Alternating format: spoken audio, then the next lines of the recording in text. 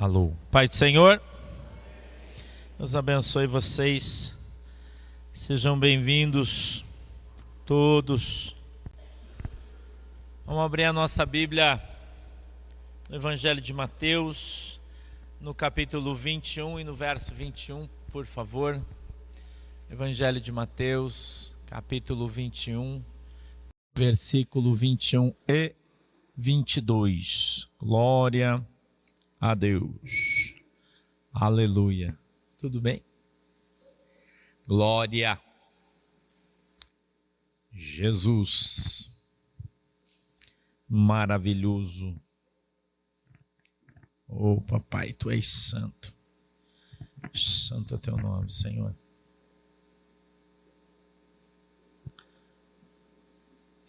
Glória a Deus. Mateus, capítulo 21, verso de número 21, por favor. Aleluia. Todos acharam? Vamos lá?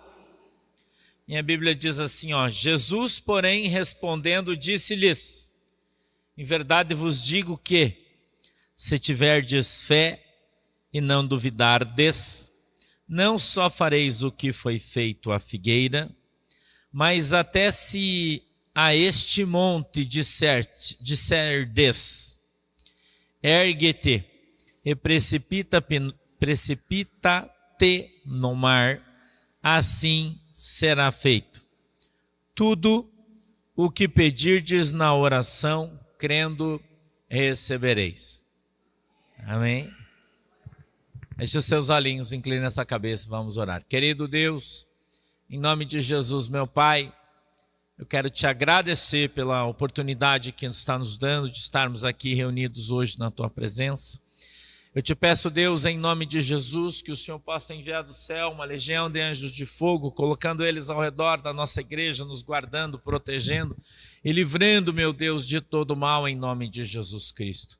Eu te peço, papai, na autoridade, no poder do teu santo nome, que o Senhor possa dar para nós o discernimento, o entendimento da tua palavra, para que ela possa descer do céu, Senhor, revelada aos nossos corações, segundo a vontade e o desejo do teu coração.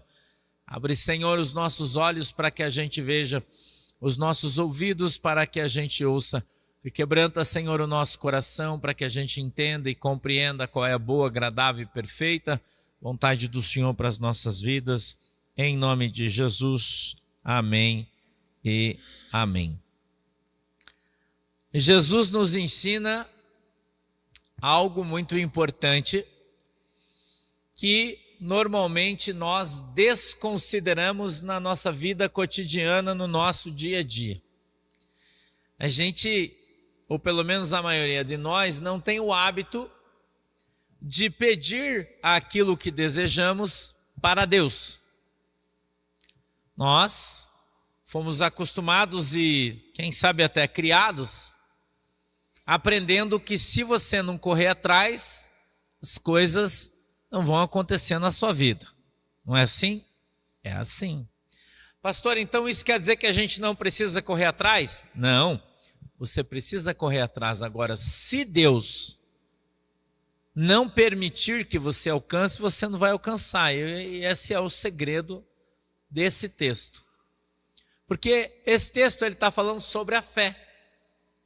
O firme fundamento de crer naquilo que você não consegue ver. É fé. Mas nós estamos acostumados a agir segundo as coisas que a gente vê. Nós não agimos segundo as coisas que a gente não vê. Não é isso aí? Então, na maioria das vezes, na maioria das pessoas, as ações não são em função da sua fé. Elas são em função do que as pessoas enxergam com os seus olhos ou pegam com as suas mãos. Então, quando elas veem alguma coisa com seus olhinhos, eles dizem, eu quero isso aqui. Quando elas pegam alguma coisa com as suas mãos, eles dizem, olha, eu quero um negócio desse aqui. Mas eles não conseguem adquirir isso dentro do seu coração. Não aparece primeiro no desejo do seu coração, e isso é diferente. Isso, irmão, faz toda a diferença. Você orar a Deus pedindo algo que você deseja. colocando diante de Deus, e então aguardar da parte do Senhor que o Senhor te dê a oportunidade para fazer. Confiar em Deus em função da nossa fé é a chave do nosso sucesso. Confiar em Deus em função daquilo que cremos é o segredo para que a gente possa vencer. As pessoas aprenderam a fazer voto, né? Não é assim? As igrejas ensinam as pessoas a fazer voto. Ah, você quer arrumar um emprego? Então você vai fazer um voto. Você vai pegar um envelope, você vai colocar R$50, você vai trazer na hora da oferta, você vai depositar ali com fé e vai dizer: Senhor, eu vou te dar esses R$50 e o Senhor vai abrir uma porta de emprego. Não é assim que você aprendeu? Mas não é assim que a Bíblia diz que você tem que fazer. Não é assim que a Bíblia diz que você tem que fazer. Fazer um voto é diferente, é outra coisa. Porque aquilo que você vai receber, aquilo que Deus vai te dar, Deus quer te dar gratuitamente. Deus quer te dar em função da sua fé, meu irmão. Deus quer fazer as coisas porque você crê e não porque você deu R$50. E você precisa aprender isso. Quanto vale a sua fé? Eu te pergunto. Quanto vale a sua fé? Qual é o preço de você ver algo realizado que você orou e pediu? Eu quero trazer alguns textos para você. Eu quero começar com Josué 14, não sei quem está aí, o Cláudio. 14:12, Cláudio, por favor. Eu quero te mostrar algumas ações baseadas na fé. Pessoas que tiveram oportunidade de colocar a sua fé em prática. Eu quero começar com o livro de Josué 14:12, que diz assim, ó: agora, pois, dá-me este monte de que o Senhor falou aquele dia. Pois, naquele dia, tu ouviste que os anaquins, que eram um povo de gigante, estão ali, grandes e fortes cidades ali.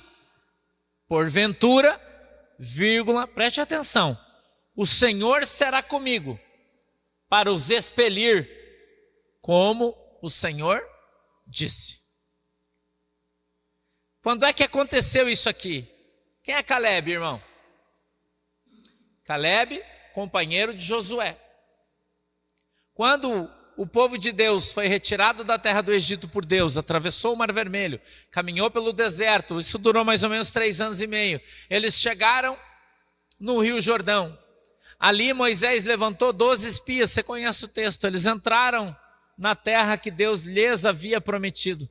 Olharam toda a terra, voltaram.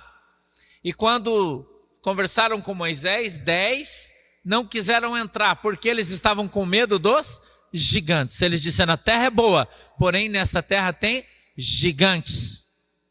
E Josué e Caleb disseram: mas vamos entrar que Deus vai dar a terra para nós. Mas os outros 10 falaram: não, nós vamos entrar, os gigantes vão matar todo mundo. E por causa dos outros 10, todo mundo voltou para o deserto e ali andaram perto de 37 anos, 36 anos e meio mais ou menos, a mais do que deveriam, porque não confiaram no Senhor. Não confiaram no Senhor. Quantas pessoas que você conhece, irmão, que recebem uma palavra de Deus, um sonho profético, uma direção, uma indicação do Senhor, mas olha e fala: não, eu não vou porque não vai dar certo. Já passou por isso? Você está numa chuva muito grande na estrada, aí você olha e tem uma água na frente grande. E aí está todo mundo parado naquela situação difícil e o Espírito Santo fala para você: ó, acelera e vai. Aí você fala: não, eu não vou porque meu carro não vai passar naquela água. E você fica parado, aí desaba um monte, e o que acontece, né? Daí tem um deslizamento, pega teu carro, empurra você, joga lá de baixo. Por que você morreu? Porque você não obedeceu. Se você tivesse obedecido a Deus e ido, pelo menos você tinha ficado naufragado na água, você não tinha morrido debaixo das pedras. Mas você não obedece. Porque quando Deus fala com você, a única coisa que você enxerga são as dificuldades. Você não presta atenção que quando Deus te dá uma ordem, Ele vai ajudar você para que ela se cumpra. Quando Deus te levar por um caminho, é o próprio Deus que vai com você para que você consiga passar, irmão. As pessoas não confiam mais em Deus. As pessoas não acreditam mais no Senhor, irmão.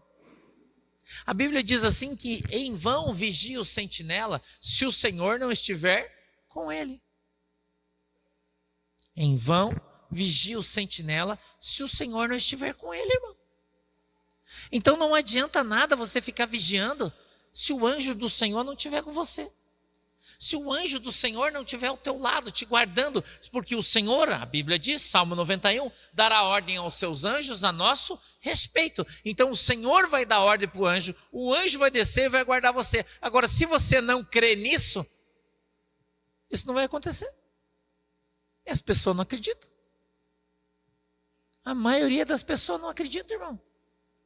Um dia desse eu estava conversando com os pastores. E eu falei, cuidado, irmão, que o anjo desce e mata. Sabe o que ele falou para mim? Ele disse, pastor, nós não vemos mais no Velho Testamento. Agora nós estamos no tempo da graça. Eu falei, é? Ele falou, aham.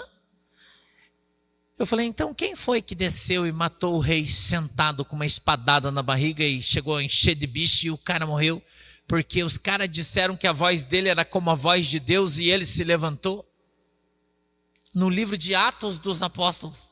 Não é Novo Testamento isso aí, irmão? Ele falou, é. Eu falei, não está no tempo da lei?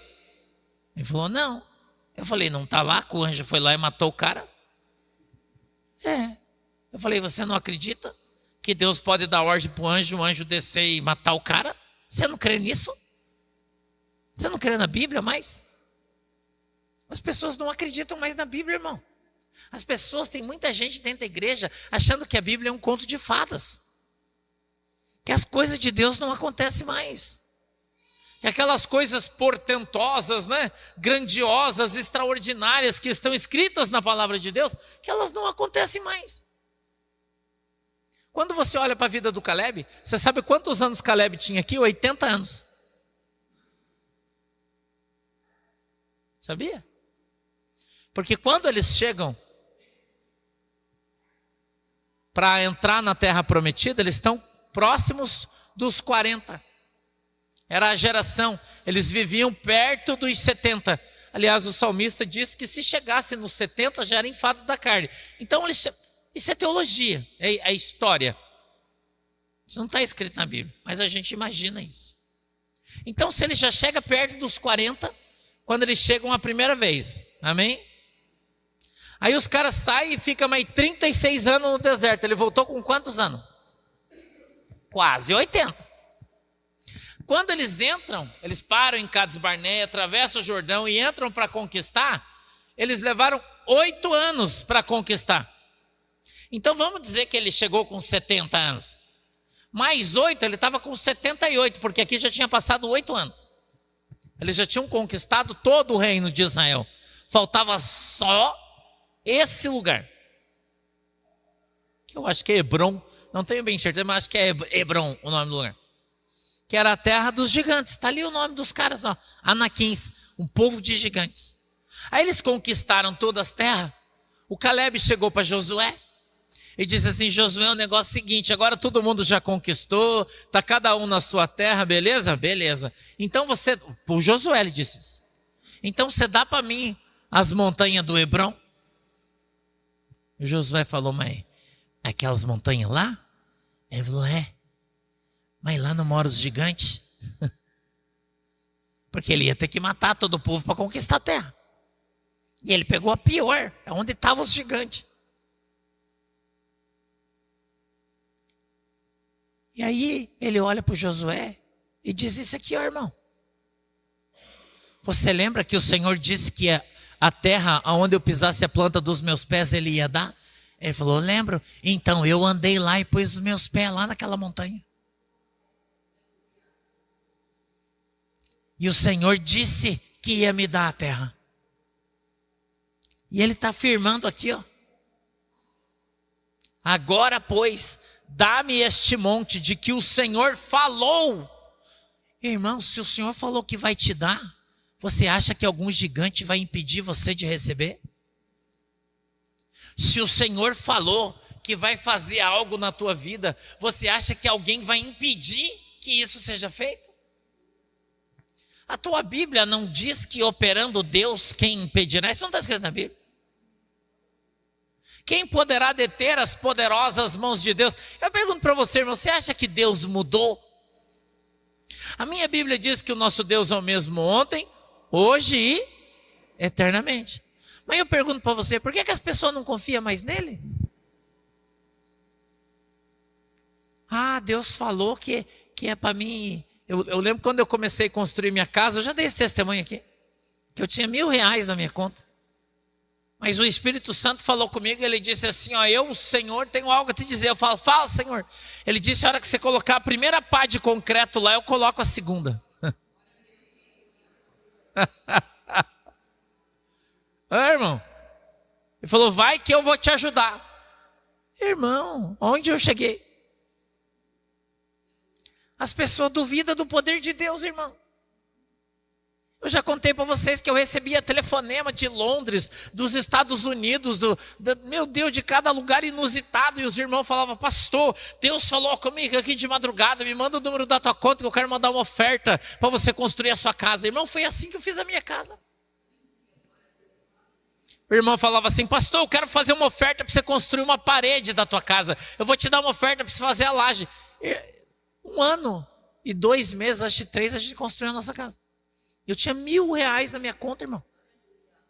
Até hoje eu não sei como é que eu fiz. Mas eu fiz.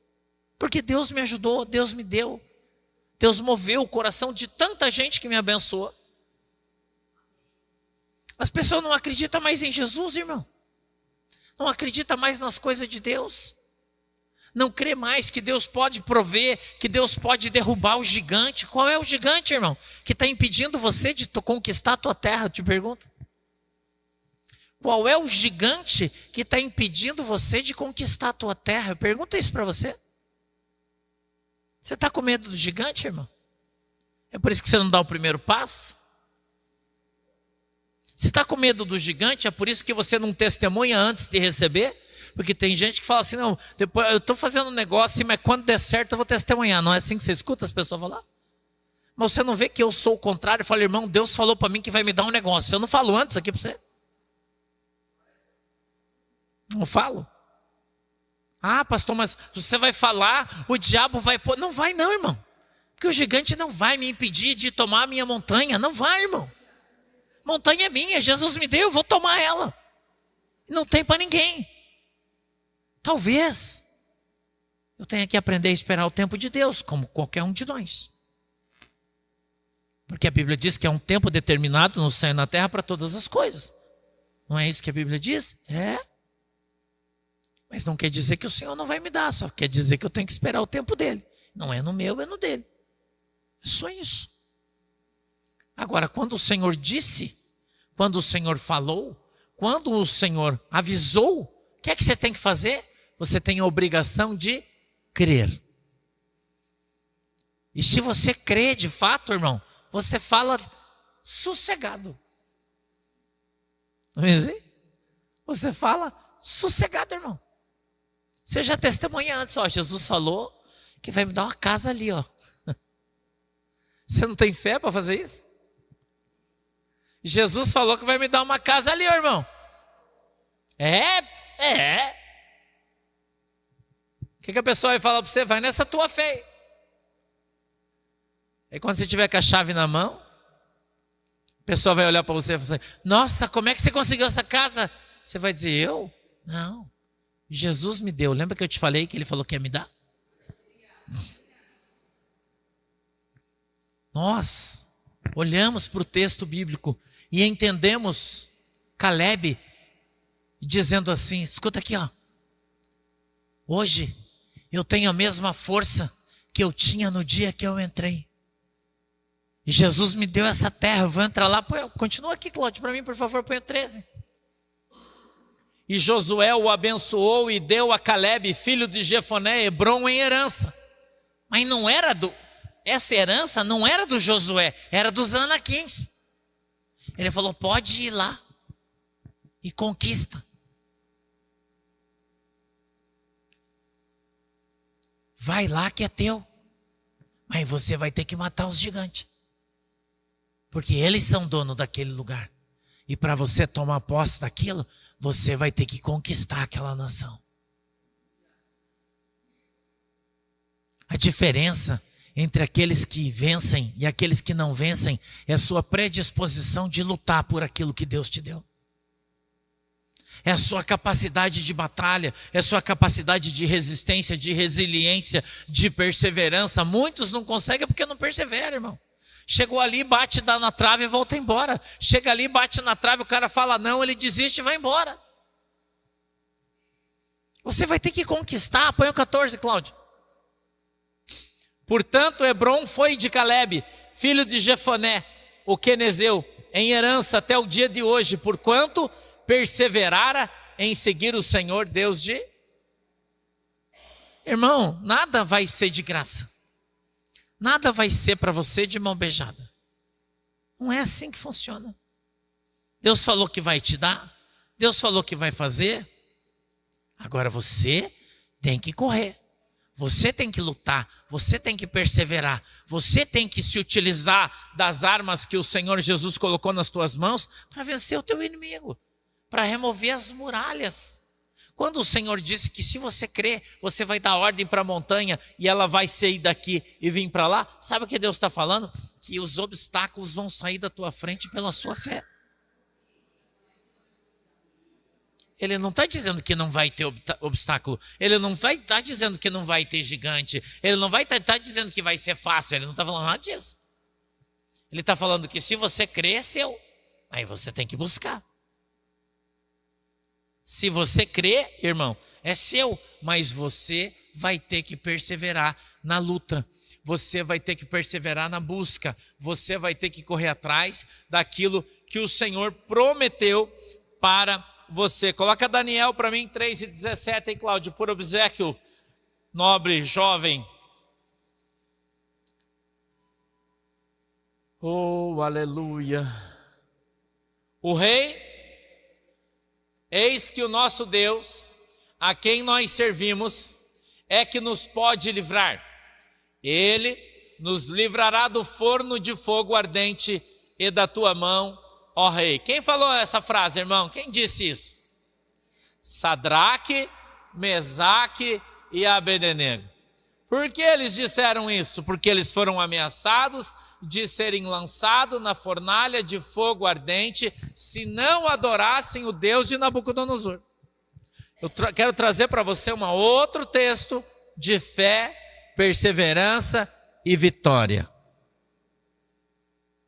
A palavra de Deus no Velho Testamento, ela é apta para nos ensinar e nós estamos aprendendo com ela. Causa e efeito. Eles viviam no reino da Babilônia, eles eram sátrapas. O que é um sátrapa, pastor? É como se eles vivessem num senado, seria um senado federal hoje. Eles tinham um alto cargo, eram meninos já, né, senhores.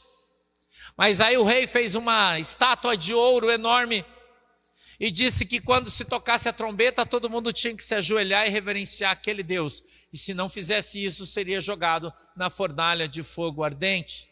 A Bíblia diz que quando tocava a trombeta, todos se ajoelhavam, menos os 3. Eles não. Eles não dobraram os seus joelhos para Baal, irmão. Eles não dobraram os seus joelhos para aquela imagem. E aí os caras chamaram o rei e falaram, ó rei, o negócio é o seguinte, você não disse que quem não se ajoelhar vai ser jogado na fornalha de fogo ardente? O rei falou, sim, claro. Então, aqueles 3 caras que você gosta, aqueles 3 caras amigos do Daniel, aqueles 3 caras, eles não se ajoelharam. Vamos lá para você ver, chama o rei vem. E aí o rei chega diante deles e fala, toca a trombeta. E o cara toca. Tá. Todo mundo se ajoelha, menos os 3. Eles não tinham, irmão, hoje O crente hoje em dia, irmão, se falar que o cara vai morrer, ele já começa a fazer xixi na calça já. Não é isso aí? Já começa a fazer xixi na calça, tem uma coisa, me segura. Não é, irmão? Os irmãos, no meio de todo mundo. O rei falou assim, ó, você não sabe que se você não dobrar o seu joelho para a estátua que eu mandei, eu vou jogar vocês na fornalha?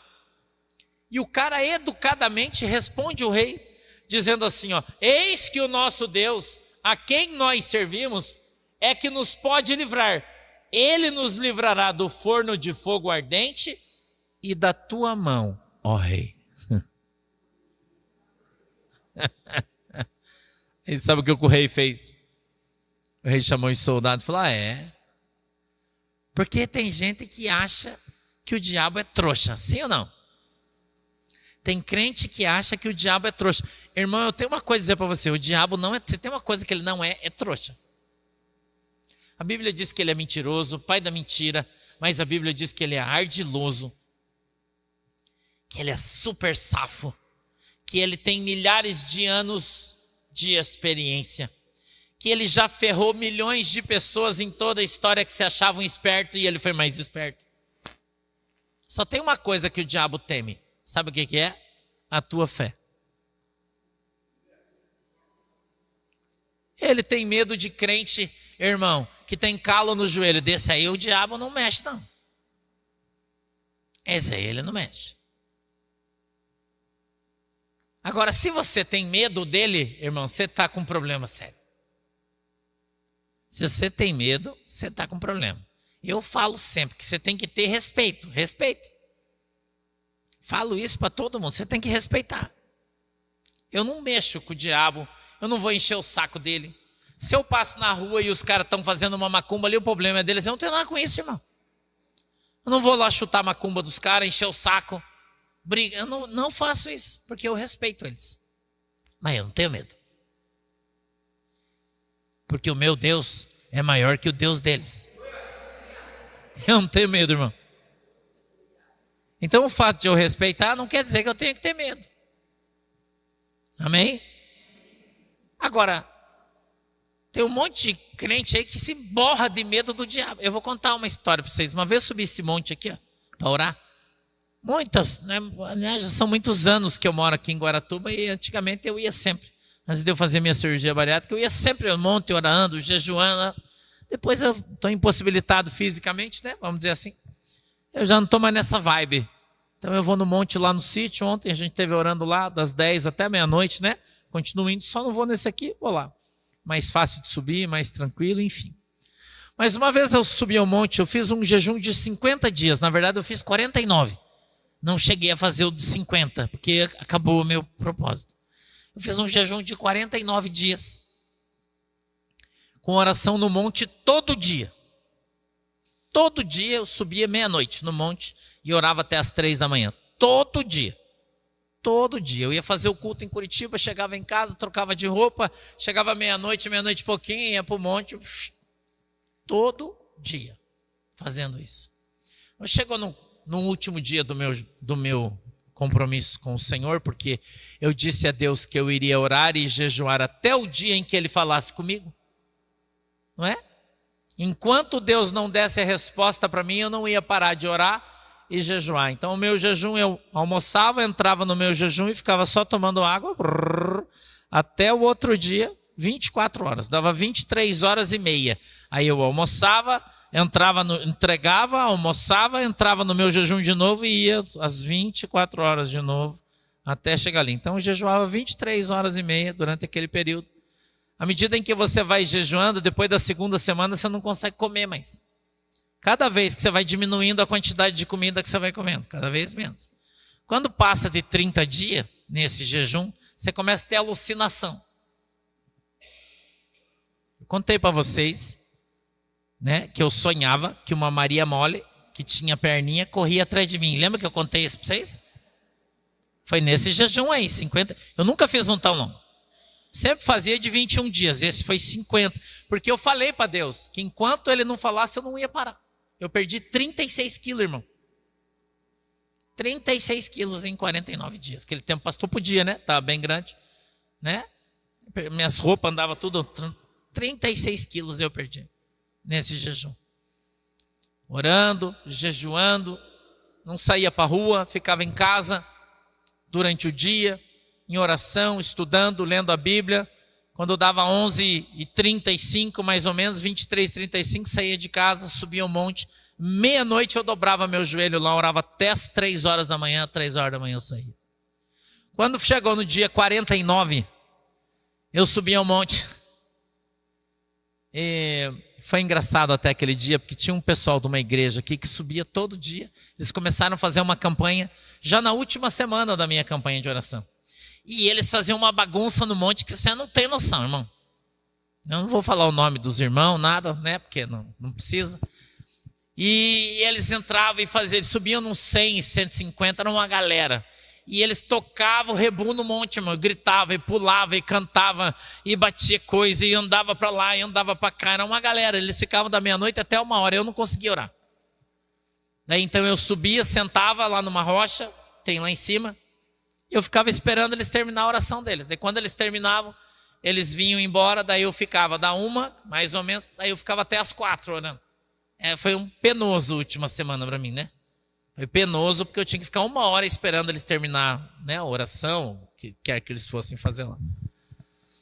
E aí nesse último dia, quando eu estava subindo meia-noite, eles estavam descendo, todo mundo correndo e gritando. Eu vou contar, mas eu não vou falar o nome da igreja nem quem era. E eles desceram tudo correndo, irmão. Ai, cuidado, desceu. É um monte bem íngreme ali, é bem difícil, né? O pessoal cai bastante, é bem difícil, tem umas pedras altas assim, é bem difícil subir. Bem alto. Eu falei, irmão, o que está acontecendo que vocês estão descendo, tudo gritando? Daí ela falava, tem um demônio pendurado na árvore, olha lá, ó. E a árvore chacoalhava assim, irmão. E uma árvore grande. Como se fosse, sabe quando você pegar uma moita e você fica fazendo assim, ó. Tchic, tchic, tchic, tchic. Fazia assim, só que era uma árvore dessa grossura enorme. Eu fiquei olhando e a galera descendo, correndo. E é um demônio que está lá e ele está gritando e todo mundo desceu desesperado. Eu morri de dar risada, né? Achei aquilo muito engraçado. Falei, ô glória, né? Hoje eu vou 1h menos, né? Porque o meu compromisso era eu chegar lá meia-noite. Eu estava no meu compromisso com Jesus. Eu falei, ô Jesus, você quebrou meu galho hoje, né? Que eu vou orar vou poder ir para casa às 3, né? Eu estava muito cansado, irmão. Estava muito cansado. O jejum debilita você demais, né? É uma coisa, o jejum é uma coisa horrível de você fazer. Gente que fala que é bom jejuar é louco. Eu acho horrível jejuar, né? Eu subi um monte, dobrei o meu joelho. E quando eu comecei a conversar com o Senhor, o monte começou a tremer. Eu nunca estive num lugar com um terremoto, mas eu creio que é a mesma sensação, né? Você está de pé e o chão embaixo de você começar a balançar e você não ter firmeza. Eu estava sozinho. E ele começou a balançar. E daí não tinha ninguém no monte, porque todo mundo fugiu lá de cima, por causa do troço da árvore lá, que eu, né? Enfim. E eu estava ali orando na minha pedra, né? Que tem uma pedra grande, eu estava de joelho ali na beirada da pedra, o troço começou a balançar. Eu falei, caramba, será que é o demônio que voltou a balançar aqui? Tá? Né? Eu abri o meu olho, eu estava orando, fazia acho que uns 30 minutos que eu estava orando. E eu fiquei de pé, irmão, tremia assim, ó. Eu não sei se eu fui arrebatado, eu não sei explicar para você o que é, eu não sei, eu só vou te contar o que aconteceu e o que eu vi. Eu já contei isso uma vez só, vou contar de novo. E aquele negócio balançava. Eu falava, Jesus, mas que negócio. Eu olhava e estava muito escuro, não dava para você ver praticamente nada, né? Praticamente nada. E aquele negócio balançando e aquela coisa. De repente, irmão, eu olhei no chão, começou a tremer assim, como se tivesse saindo uma coisa debaixo da terra. E aí abriu um buraco assim, irmão, subiu um elevador. Um elevador. Para mim, era como se ele estivesse subindo do inferno. Você vai dizer para mim assim, mas o inferno...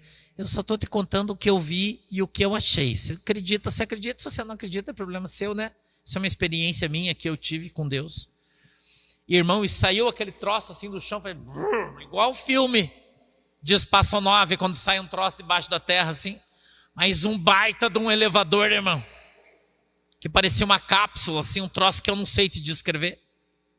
Não sei descrever para você. E dentro tinha um demônio que parecia um boi. Ele era enorme, irmão. Horroroso. E eu vou dizer para você que se eu tivesse grávido, o meu bebê tinha nascido. Eu fiquei apavorado. Eu não minto, irmão, nunca. Eu fiquei apavorado, mas o pavor que deu em mim foi tão grande que eu não conseguia me mexer. Sabe quando você fica paralisado de medo? Vocês não têm noção do tamanho daquele demônio, irmão. Eu não tenho noção. Não tem noção. É coisa acho que mais feia, horrível, horrorosa. Se eu usar todos os adjetivos, eu não vou conseguir definir para você o que eu vi. É um troço do inferno mesmo, irmão. Eu espero que você nunca veja. Ele abriu a porta daquele troço, veio para fora, andando na minha direção, assim como se fosse naquela coluna ali, de distância. E eu olhando para ele, eu não tinha reação, porque eu não conseguia correr, porque eu estava paralisado de medo. E ele veio andando na minha direção assim, ó. E eu fiquei parado, eu não conseguia. Se ele fosse me matar, eu tinha morrido. Porque eu não conseguia sair, não conseguia me mexer. Foi uma coisa tão inesperada, tão inusitada. Né? E eu fiquei olhando para ele, e ele veio vindo na minha direção, andando assim, daí batia, chacoalhava tudo.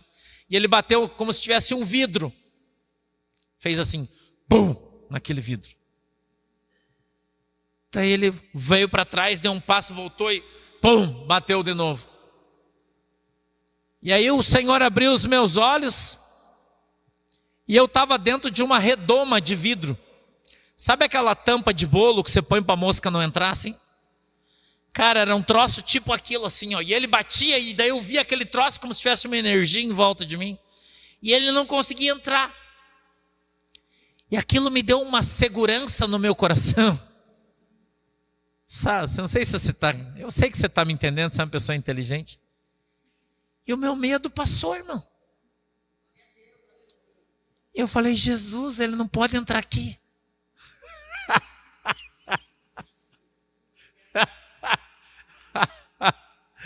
Irmão, me deu um alívio tão grande que eu comecei a rir. Porque aquele bicho parecia que me engolia vivo, irmão.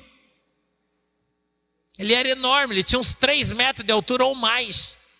Se fosse um bicho de verdade, ele pelo menos uns 400 quilos. Enorme, irmão, do tamanho de um boi, vocês não têm noção. E ele batia com fúria naquele negócio e o troço nem riscava. Eu falei, Jesus, eita glória. E aí eu fiquei macho, irmão. Aí eu cresci, né? Aí eu fiquei macho de novo. Eu falei, diabo. Você não tem poder para tocar em mim, seu desgraçado. E ele berrava, irmão, e batia naquele negócio. Aí eu fiquei grande, né? Falei, opa. Ô, irmão. Até aquele momento eu estava desesperado, mas ali mudou minha relação de conversa com o cara. Irmão, eu desejo que você nunca passe por isso. Eu desejo que você nunca passe por isso. E falo para você diante de Deus isso. Da experiência espiritual que eu tive aqui nesse monte aqui. E aí ele olhou nos meus olhos, irmão, e disse para mim, essa terra aqui é minha. Essa terra me foi dada com muito sangue, ele falou para mim. E ela é minha. Você sabe como, né? Você já estava confiante, né? Nessa altura do campeonato, né? Já estava confiante, já tinha passado a dor de barriga, tudo já. Já tinha virado homem de novo já, irmão. Que ele tinha feito eu mudar o meu, como é que fala, meu? Nosso gênero, né? Eu já tinha mudado de gênero já, irmão. Daí eu já voltei a ser homem de novo já. Né? Tinha passado pro gênero franga, eu acho. Porque eu estava me cagando de medo, irmão. Aquele troço era horroroso. Né? Aí já voltei a ser homem de volta. E aí eu vi que ele não podia bater em mim, porque o troço estava uns 3 metros de mim assim, ó, e ele não conseguia tocar em mim. E aí, irmão, escute isso que eu vou te contar. O Espírito Santo falou para mim assim, eu quero que você entenda que o diabo não pode tocar em você. Eu te dei essa terra, o Espírito Santo falou. Conquiste ela. Ele era o dono dessa terra, agora ele não é mais. E o Espírito Santo começou a falar comigo, e o bicho batendo no vidro ali, pô. E o Espírito Santo começou a falar comigo. Ele disse: essa terra foi conhecida pelo sacrifício. Escute isso aqui. Humano. Muito sangue foi derramado nesse lugar, desde a fundação dele, para consagrar esse lugar a bruxos, a entidades. Ele disse: mas hoje eu estou trocando a cabeça desse reino. E eu estou pondo você nesse lugar para ser cabeça e não cauda. Aí eu olhei para ele e disse: Satanás, escute o que eu vou te dizer. Ele parou e me olhou. Eu falei: a partir de hoje quem manda nessa porcaria aqui sou eu. E você não tem mais poder para tocar na minha vida, e nem autoridade para tocar na minha igreja. Eu te repreendo, Satanás, em nome de Jesus, sai! Ele caiu para trás dentro daquele troço, aquele troço desceu. E eu fiquei sozinho ali de novo. Eu disse: Jesus, filho de Davi, valeu. Eu falei: vou embora, que já acabou o meu negócio. E eu fui para casa fazer, sabe o que, irmão? Comer. Eu estava tão fraco que eu não conseguia nem andar mais. E eu fui para casa, desci meio de 4, aquele negócio ali, meio segurando, porque eu não conseguia. Eu não tinha força nas minhas pernas mais. Mas Deus me deu resposta na minha oração. Deus falou para mim por que Ele me trouxe para esse lugar. Por que eu vim para cá? Por que Deus me trouxe para esse lugar chamado Guaratuba? Por que o Senhor me trouxe para cá? Eu estava buscando o sentido da minha vida com Deus.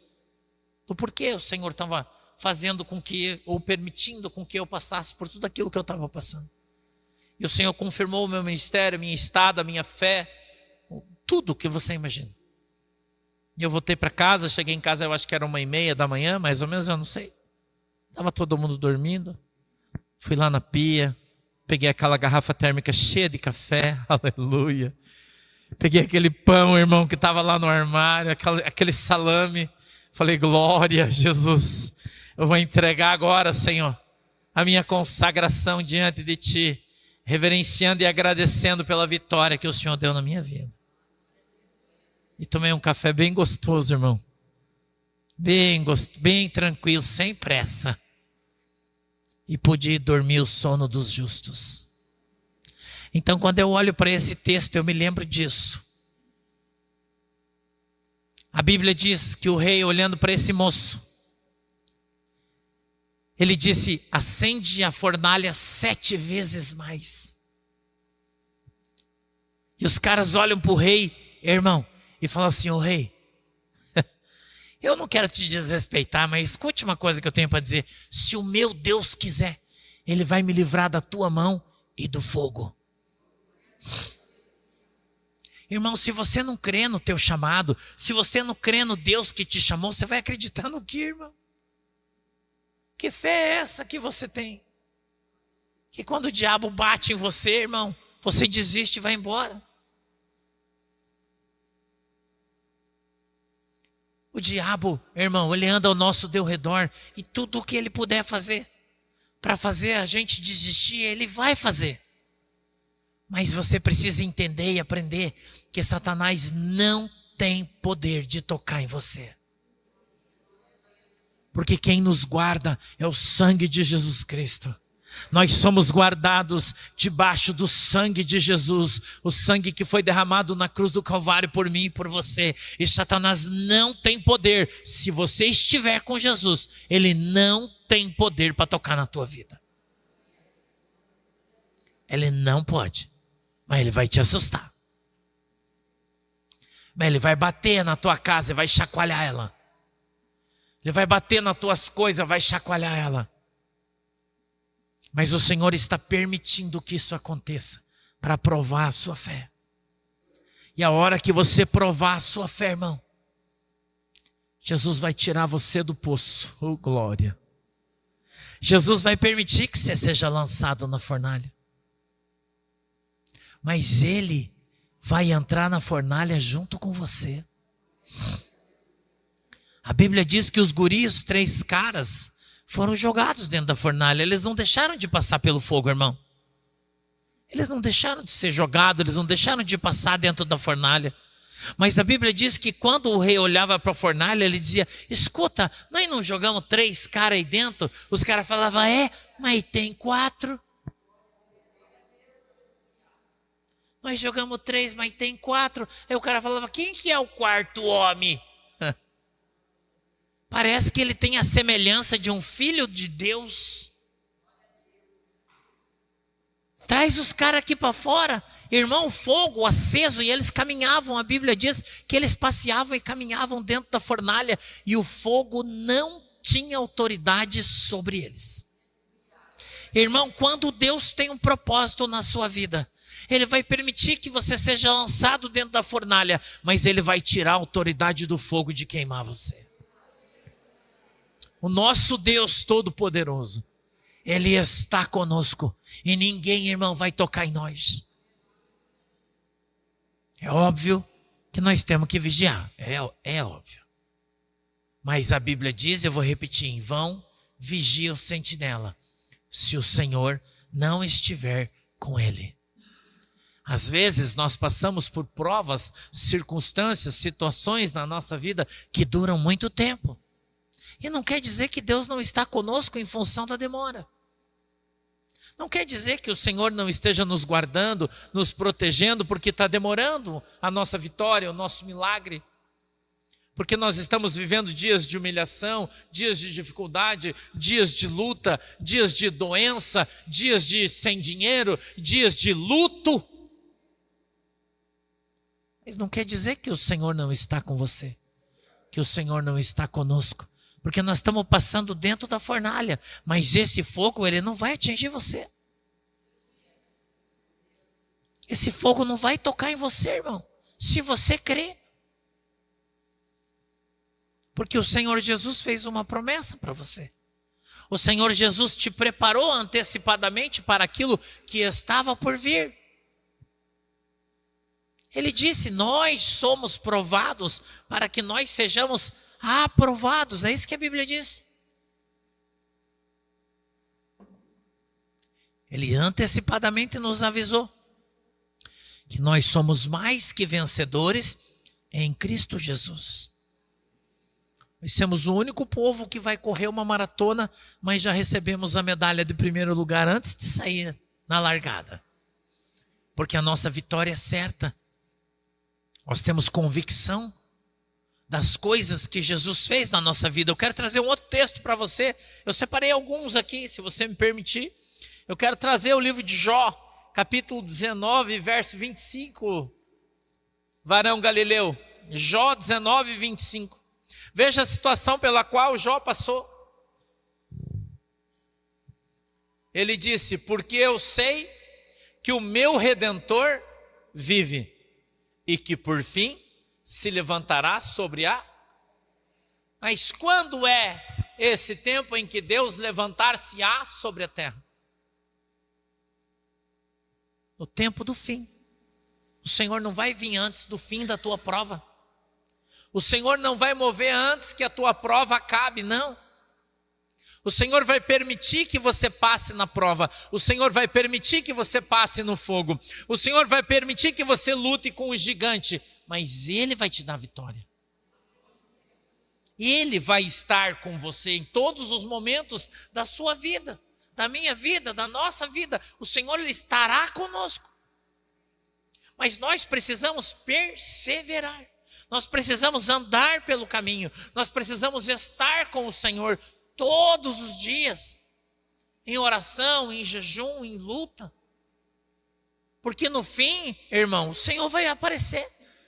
Mas você vai ter que perseverar até o fim, disse Jesus no livro de Apocalipse. Aquele que perseverar até o fim, este será salvo. Se você desistir no meio do caminho, você não vai. Se você abandonar no meio do caminho, não vai. Não vai, irmão, porque todos nós temos o dever, a obrigação de permanecer até o fim, de estar até o fim, de andar até o fim, de viver até o fim toda a nossa carreira. combater o bom combate, guardar a fé, não perder a nossa coroa, mesmo no meio da prova, mesmo no meio da luta. Por que você acha que tem algumas pessoas que são diferentes de outras? Não existe, irmão. A Bíblia diz que para a justiça todos nós somos iguais. E quando a justiça de Deus descer, ela vai vir sobre todo mundo. A diferença é que tem uns que suportam e outros que arregam. Tem uns que suportam e outros que desviam. Tem uns que permanecem na bênção e outros abrem mão. Quando lhe é exigido alguma coisa, sabe o que ele faz? Não quero mais, pega esse troço aí que eu vou embora. Você conhece alguém assim? Quando apertou, quando as coisas não é mais do jeito que ele acha, quando as coisas não é mais do jeito que ele quer, quando as coisas não estão mais do jeitinho que ele pensa que é certo, o que ele faz? Ele fala, pega esse troço aí que eu vou embora. Não quero mais brincar. Acabou a brincadeira. Vou embora.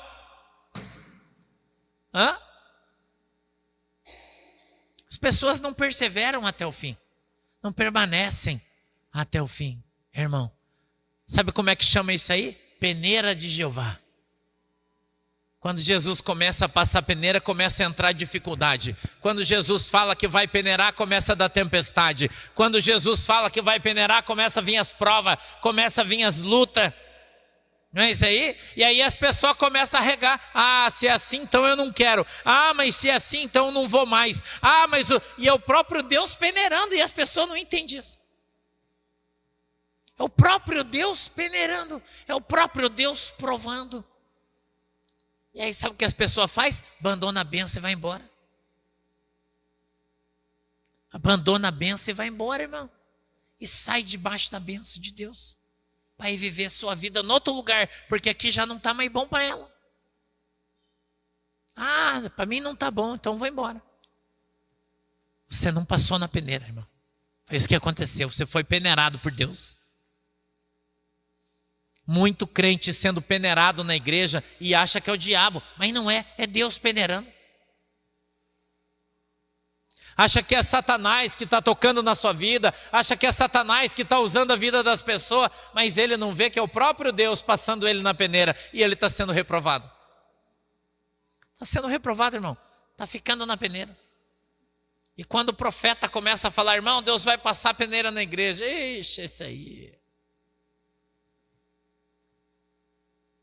esse aí é aquele que bate no peito e diz assim, irmão, agora não sou mais eu que vivo aqui, mas Deus é que vive em mim. Quando o irmão começa a falar isso, irmão, ele está pertinho da peneira. Sabia? Está pertinho da peneira, irmão. Quando ele começa a se achar que ele é muito crente, que ele está muito certo, que ele é o cara, que Jesus ama ele e os outros não, irmão, a peneira está chegando. A peneira com muita justiça, muito santo, não, porque eu creio dessa maneira, não, porque eu sou assim, não, porque comigo Deus é assim, irmão, peneira à vista. Peneira à vista. E esses aí, quando Deus passa a peneira, é o primeiro a cair. É o primeiro a não suportar, irmão, a peneira e ir embora.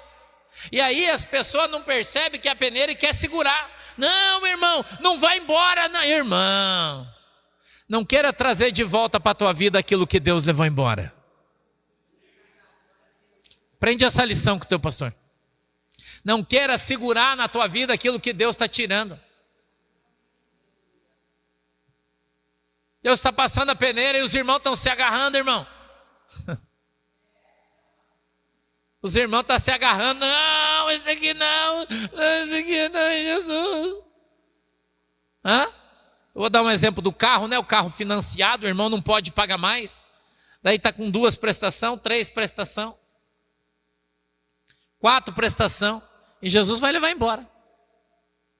Não quer mais aquilo ali na sua vida. Aí o que o crente faz? Esconde o carro. Não, vou esconder ele. Porque para ver o que eu vou fazer. Ele não entendeu ainda que Jesus já passou na peneira, já era, irmão. Entrega logo. Fica se prendendo às coisas que não é mais seu. Aquilo que Jesus já tirou da sua vida. Você não percebeu ainda? que Jesus já tirou isso da sua vida. Já era. Por causa da desobediência, porque não está andando na presença de Deus, porque não santifica mais, porque está fazendo coisa que não deve, porque está pisando na bola, porque se tornou arrogante. É uma série de coisas que pode acontecer na tua vida. Não quer dizer que são todas, mas tem algumas circunstâncias na nossa vida que são assim.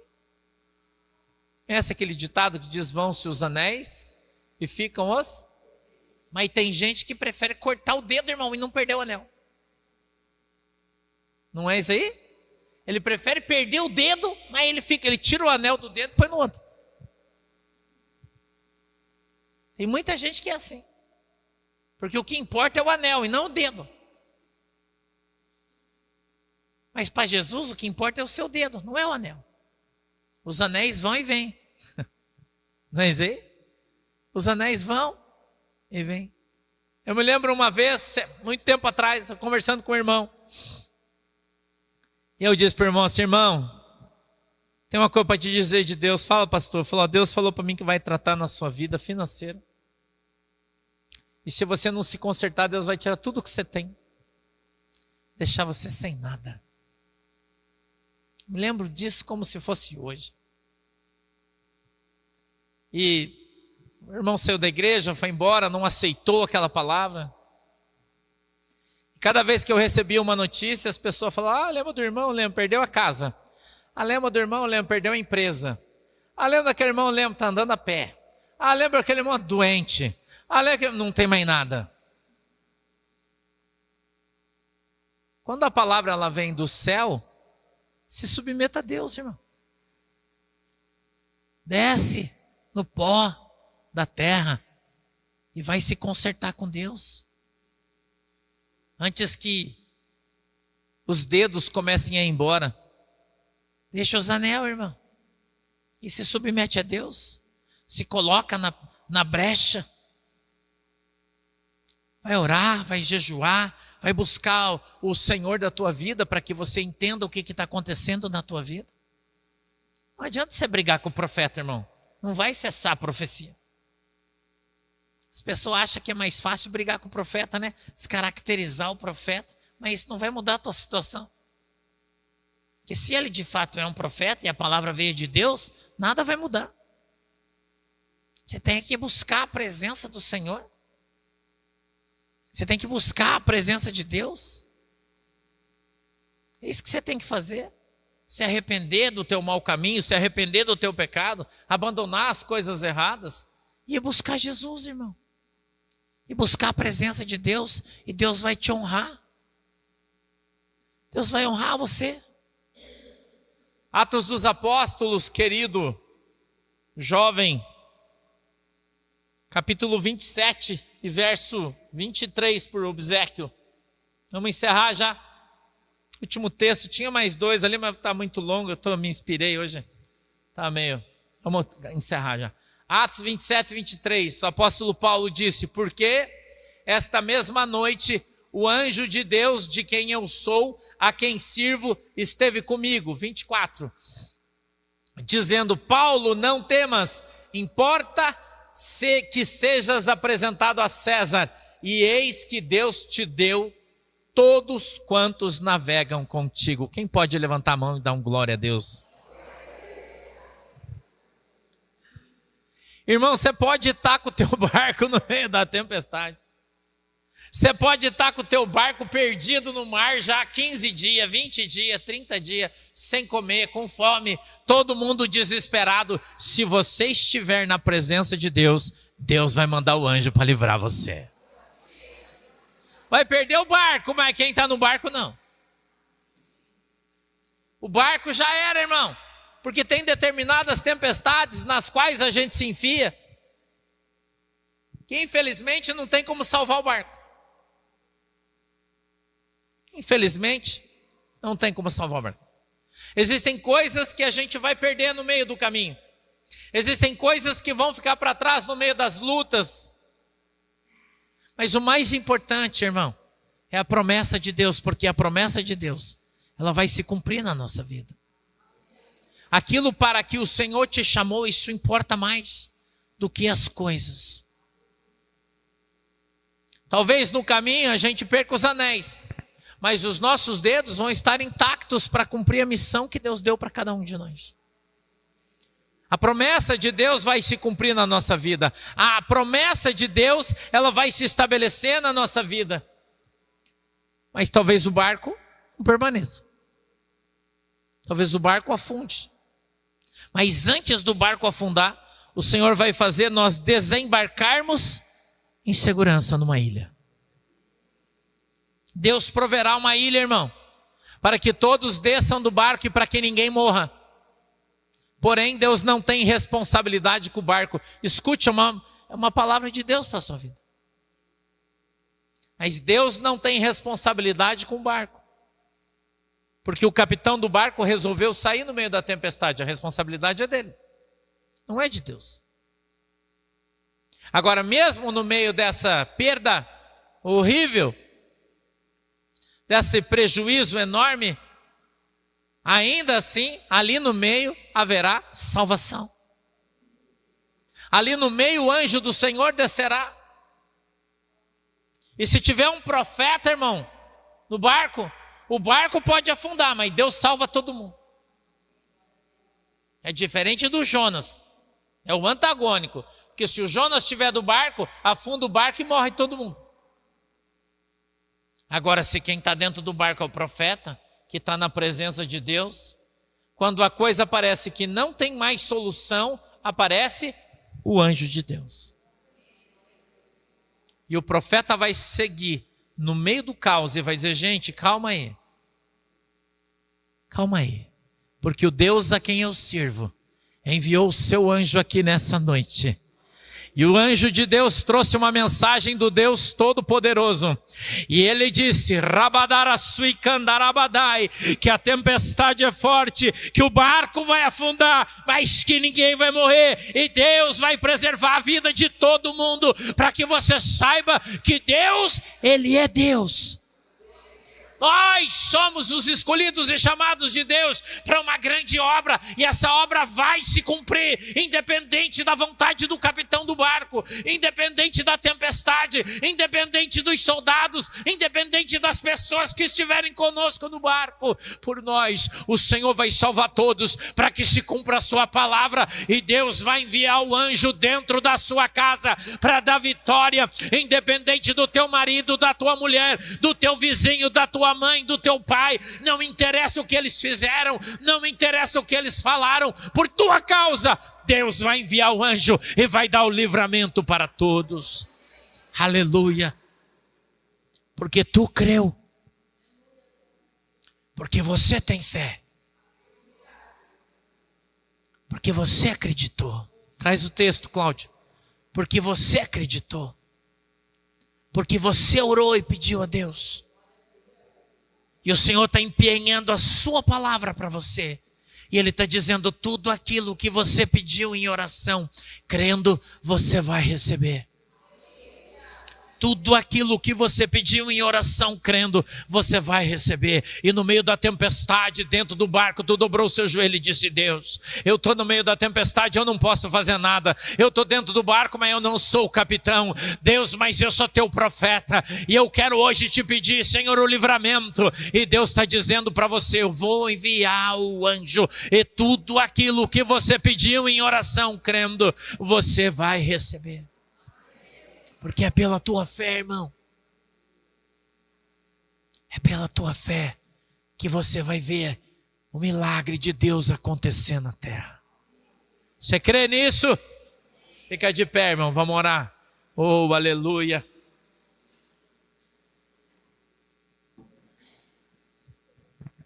O Santo de Israel está aqui nessa noite. Darabasui candarabadai.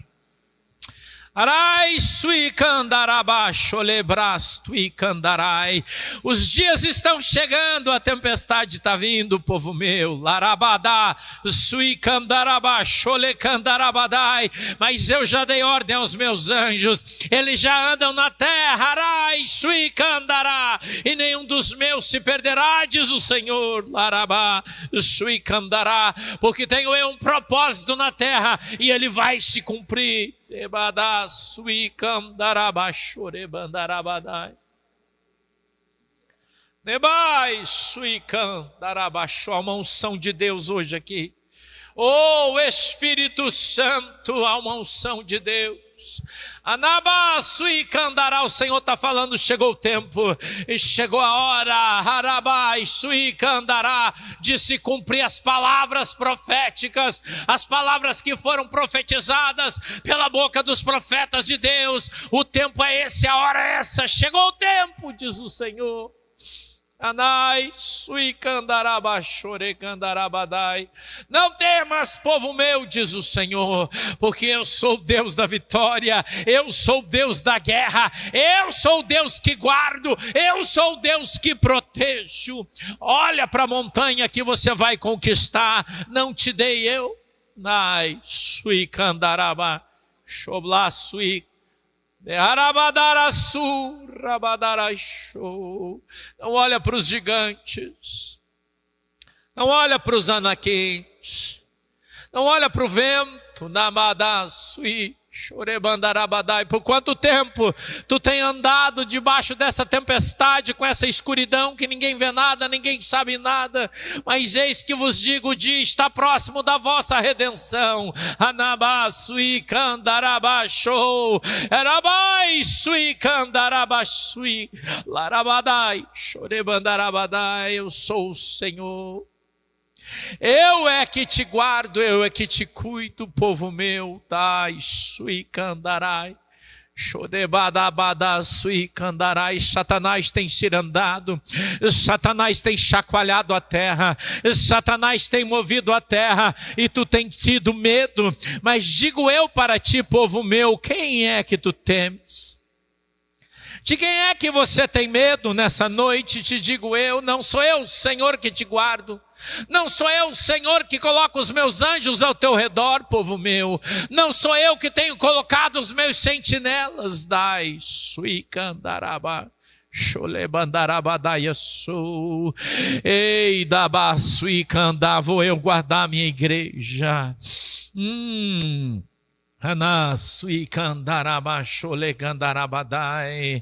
Vou eu guardar a minha igreja, os meus anjos já estão na terra. Anai suican, já estão guardando o meu povo. Anamana suishou deblais tuican darabachou nemandarabadais. Que vos digo, os dias que chegaram são dias maus, os dias que chegaram são dias maus, mas eis que eu tenho guardado todos de tudo, e assim continuarei. Lai suicandastou, lá suicandarabadai. Confia no Senhor, confia no Senhor, pois dele te virá o refúgio, pois ele é a nossa cidade forte, ele é quem nos guarda, ele é quem nos protege, e a tua parte é só crer, a tua parte é confiar no Deus de Israel. Irmão, eu estou vendo um grande leão. Estou baixo. Eu vejo um grande leão sobre a montanha, rugindo.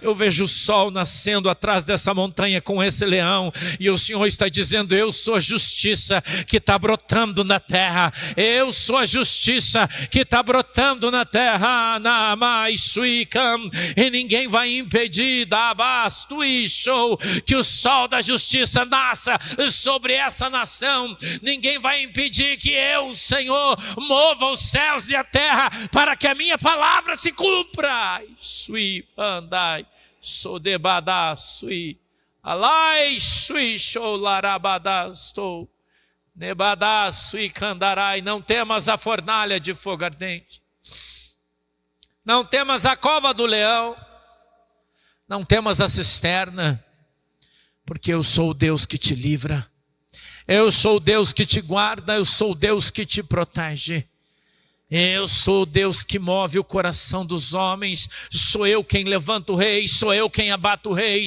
porque eu sou o Senhor do céu e da terra. Anabadai sui, larabadai ashu.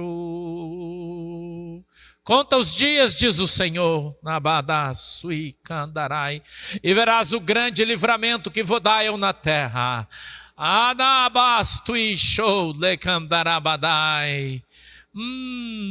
Quanta gente tem dito: Senhor, demora, tu usa os profetas, fala, não acontece nada, não, ninguém vê nada, digo eu para vós, irmão, o tremor vai ser tão grande que todos vão ver. Daqui para frente nada ficará oculto ou escondido, porque o homem não tem mais poder para esconder.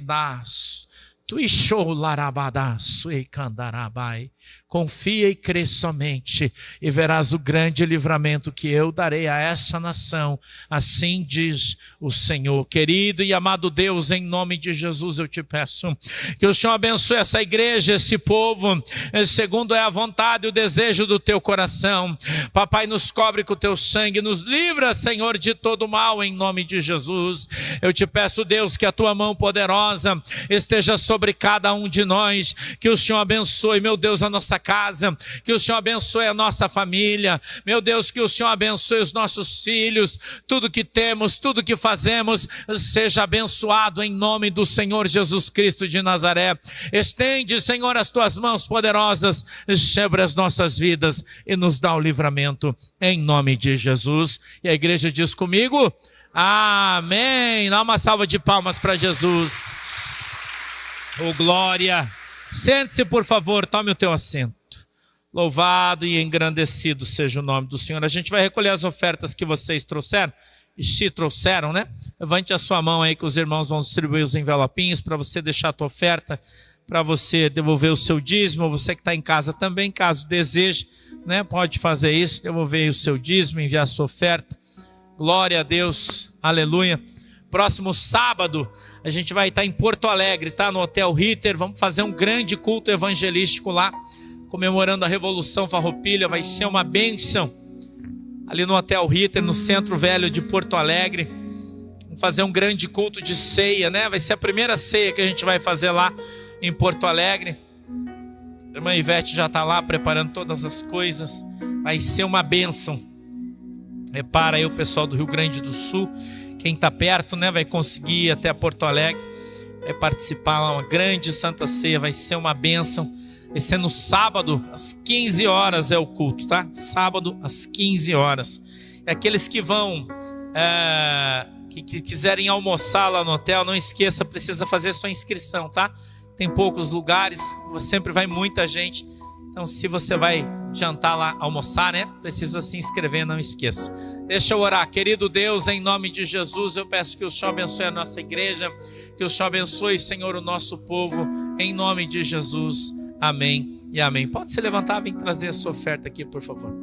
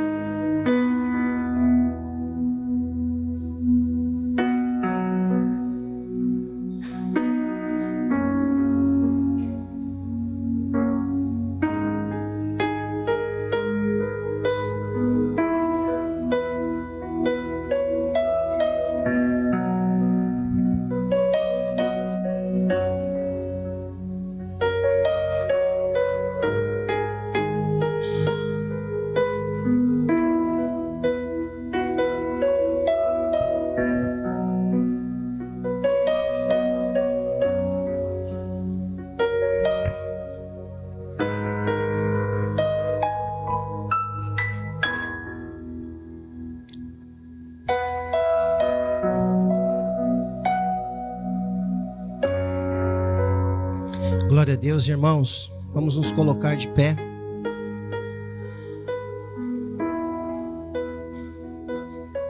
Fé.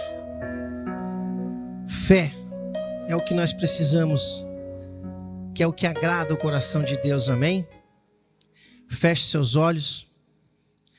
Pai querido, Pai amado, nós encerramos esse culto, Senhor, mas a Tua presença ainda é notável neste lugar e na casa de todos que ouviram essa mensagem. Papai, nós estamos preparados, Senhor, para enfrentar essa semana que se coloca à nossa frente.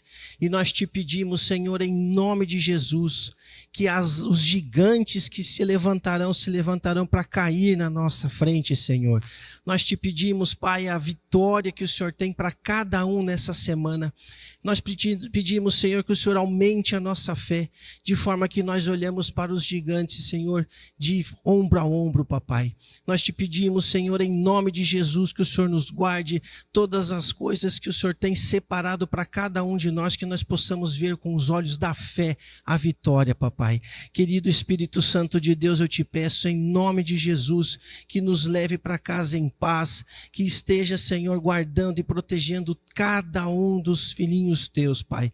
Em nome de Jesus nós oramos e agradecemos, em nome de Jesus, amém e amém. Amanhã teremos culto às 20 horas, oração aqui na igreja, amém? Faça assim com a sua mão. O grande amor de Deus, que a graça do nosso Senhor e Salvador Jesus Cristo e as mais doces consolações do Espírito Santo estejam com todos, em nome de Jesus, amém e amém. Vamos em paz.